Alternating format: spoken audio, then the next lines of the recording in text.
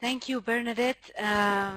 It was great to have your view on on using the Collect Earth in a national setting. We would now invite all the attendees to send in your questions on the left-hand side. The first one we actually hear from court is probably an easy one. So Faustine will be choosing the questions, and Bernadette, you can just maybe we can take the first question. We can now hear you, Bernadette. All right. Can you hear me now? Oh, yes, it works fine.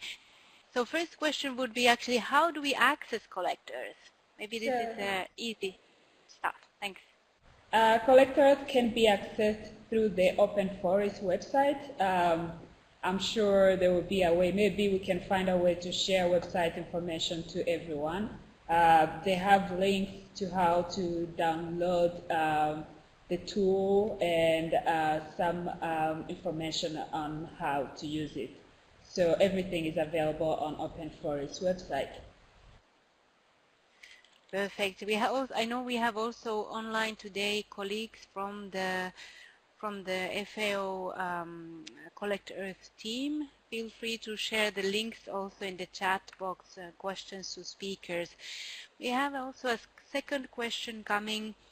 What other variables can Collect Earth monitor? So you mentioned canopy, the existence of trees. Can you elaborate a little bit on this second question? So yeah, most biophysical information, biophysical indicators that are used to monitor forest can be monitored using Collect Earth. So cover, density, even count, which is a great indicator to have. You can count the number of trees if you have high resolution images in Google Earth for your location. So this is the type of information that you can monitor using Collect Earth, as well as land cover information. All right, perfect. So this is especially focusing on tree cover. So of course there are other aspects of landscapes which we need to monitor. But now moving into the third question, the topic of the cost. This was of interest to many of our participants in the enrollment phase. Is there a cost for the acquisition of high resolution images? And then the second part of the question, how to do when you want to evaluate a specific period for which there are no images. So yeah, let's separate them a little bit. Just first the cost of the high resolution images.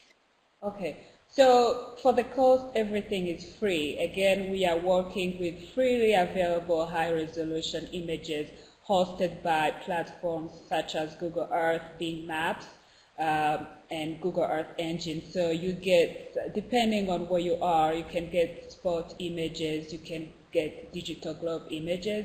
It depends on your location. And for the period where there are no image, you won't be able to get any information. This will be the same case as when you have like Google Earth image covered by clouds. So there you have missing information. But otherwise, to access the image, everything is free and it's open source. All right, thanks for that information. How about then if you need to, have you been facing the situation where you would need to go back in, let's say, in time and evaluate a specific period in a specific area, and you would need to acquire these and buy these images from somewhere? Have you faced this situation? Would you be able to answer the question number 4? Not yet. So far, like in the Rwandan case, we were able to find some historical information through Google Earth using the historical tool.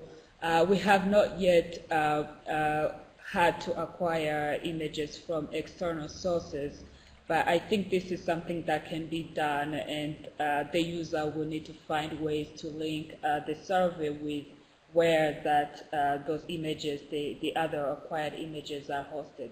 So I think it's something that can be sorted out. But in our case, we did not have to acquire images.